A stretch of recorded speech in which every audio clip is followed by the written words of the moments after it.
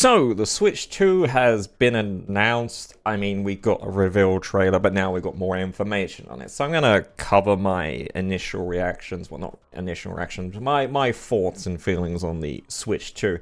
It should be noted that we don't have a lot of information, like hardware specs. All we have is like, oh, it can do up to 4K docks and up to 120 frames, and the screen's running at this resolution. But in terms of hardware specs, where we can compare it to other handhelds and devices, like what processor it's using and stuff like that, we still don't have information on.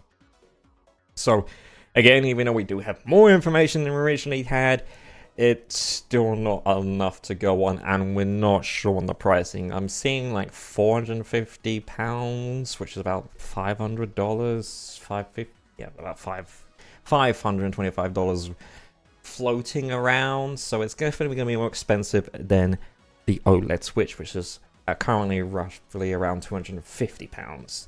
So my initial thoughts and feelings are, okay, it seems like it's going to be a more powerful version, which is very obvious. The only real thing that I was quite excited for was the fact that the Joy-Cons now have a, I guess, sensor, so you can use it as a mouse, which kind of reminds me of the, I believe it's like the Lenovo Legion handheld gaming PC, where you can take, they have like a Joy-Con system and you can plug it down and it acts like a mouse, which got me really excited because they showed it in conjunction of Metroid Prime 4 footage. So you could use that game as like a first-person shooter, you know, like a mouse control, and I was like, that's cool.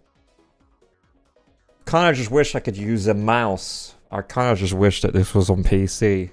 So it was like, oh yeah, that's cool. And it's like, oh, how well's the sensor gonna be? Are you gonna need like a dedicated mouse pad? How good is it gonna be? Because this is designed to be portable, so you should be able to play it anywhere. So I'm wondering how good the sensor is. And both Joy-Cons have the sensor. The Joy-Cons are now magnetically attached rather than sliding on, because when the Switch originally released, people were sliding in the wrong way and it was getting stuck. So they kind of just threw that idea out and just made it magnetic, which is cool because the magnet's apparently really strong and latches on, and you actually have to press a button on either Joy-Con, which kind of makes me worried, because if you're playing a game, you might accidentally hit it, because there are controllers now where there's like buttons on the back of the controller that you can do macros to, and you know, you might be playing and then accidentally, I unhooked it. But another good improvement is, I guess, the screen is a higher resolution, and I can say while it's docked, it can go up to 4K, and the dock actually has a dedicated fan. So when the Switch originally was announced, people thought the dock would provide extra performance power to it, instead of just being a glorified charging HDMI cable, which is what it really is. It's just like a USB hub. So the fact that this dock actually contains a fans to help with the system performance, because that means the CPU, GPU can run hotter because it's getting external cooling, which is nice. Also, now that there is a USB on the bottom and the top, so you can charge it while having it in stand mode, which is nice. And looks like the stand has, they say, it was weird. It felt like it had two adjustables, because they showed it at one angle, then a wider angle. But they only show it those two angles. They didn't show it like kind of locking into any of those, even though they were kind of implying it, but also seemed like it just locked into those two positions. Joy-Cons once again can deattach and attach to another controller. So yeah, that's it really for like stuff I was impressed by, which was basically being a Joy-Con being able to turn to a mouse and having a front USB.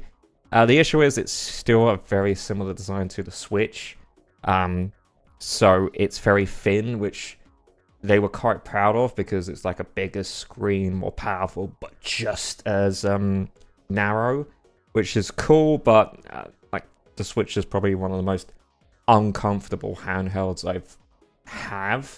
I have a lot of handhelds, and I think just due to the size and the weight of it, it's just like it digs into my palms and cuts off circulation. So the fact that it's still just as thin doesn't really fill me with too much excitement. It's not going to be as comfortable as I was hoping. I guess they are just people love the original Switch design, that they don't want to change it too much. Also, the fact that this version, the initial launch version, is going back to an LCD screen. They say it has like HDR ready for like better contrast and stuff, but it's an LCD screen. It's not going to be as good as an OLED screen.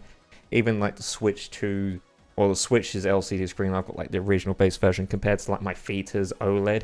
The Vita looks so good, but it's an OLED screen. So obviously LCD is going to be cheaper, but you're not going to have the better contrasts, even with the HDR ready. But they are saying that if you have it in dock, you can do output to 4K 120 frames up to, which based on the game. Or they did like show off like a load of third-party games coming to it, which felt like a lot of older titles. I mean, they showed Final Fantasy VII Remake, which was on the PlayStation 4. So yay, I guess this Switch 2 is going to be as powerful as a PlayStation 4, maybe a PlayStation 4 Pro, but not as powerful as like Xbox Series X or a PlayStation 5. It's still going to be probably priced. It's still going to be underperforming from those, but again, it's like a handheld machine slash docking machine, and I guess it's more trying to compete with stuff like the Steam Deck, maybe ROG Ally, rather than, I don't know what the hell the Switch was competing, right? It just felt like it was an upgrade between the Wii U and the Nintendo 3DS. It was like just their next natural evolution, rather than having a console and a handheld market. Why don't we combine the two? It is nice that it does have backwards compatibility with all your Switch. Well, it says with Switch games, and I think it said with certain Switch games. So I'm not sure what Switch games it's not going to have backwards compatibility with. But it also said like all your downloaded Switch games should work on it. So, you know, we're going to run into a problem with like people are going to buy for the Switch and they're not sure if this Switch game can run on the Switch, or is it just exclusive to the Switch 2? And when you're buying older games, is it going to run on the Switch 2? Oh god, it's gonna be great. It's gonna be fine. I'm sure parents won't get confused, but yeah, overall, I still need to see like specs and price before I make a judgment. And again, if it is as thin as the original Switch, I probably won't enjoy that, because again, like, the Joy-Cons are super uncomfortable. They just said they've got bigger, so the inside buttons, when you hold it a Joy-Con in fun mode, the buttons were originally quite small for the ZR and ZL, and now they're much bigger, but they're still kind of indented, so it's not like the most comfortable control, but at least the buttons are bigger. And also the thumb stick is bigger, but again, if you own like an original Switch or the Joy-Cons, you know there's a load of stick drift, which is basically artificial inputs going in, making it seem like you're moving the stick when you're not. So they basically went, well, we made the stick bigger. We haven't really changed how the stick works, or they haven't said how they changed the stick works, like using a hollow effect sensor or something like that. No, none of that. We've just basically got a bigger screen, which has a better resolution, which is nice, but overall, without like having specs and seeing games run natively on it, I'm not sure what to think. And again, the price might really impact it. If it's they did say they have a bigger internal storage. It was like originally the Switch was like 68 gigs. The Switch had originally 68 gigs of internal storage, and now the Switch 2 is going to like have 256 gigs, which is it's like 8 times the amount of original storage the Switch 1 had. But considering some of the games they might be installing on it, games are getting bigger, you kind of want the bigger storage anyway. And chances are you're going to want a storage upgrade as well, even if the 256. Overall, yeah, like I said, overall, I still need some information on the specs and the pricing. If the specs and pricing are decent, maybe, but I'm still more interested in a Steam Deck or a ROG Ally or something like that. Mainly because I have a massive Steam library and I have a load of games on there, and Switch, it's mainly going to be like Switch games, I guess, Nintendo games, and even still, like the comfortableness of the handheld. I rather want something more bulky that spreads across my palm rather than just digs into a central point, and for, you know, even like after a half an hour or an hour play, it just cuts off circulation and makes the hand go numb. Again, it's more of a, I guess, me problem, and they kind of want to keep it thin. And you can just play it in dock mode or on stand mode, but you kind of sometimes just want to hold the machine. Overall, let me know. Overall, I'm messing up all my words here.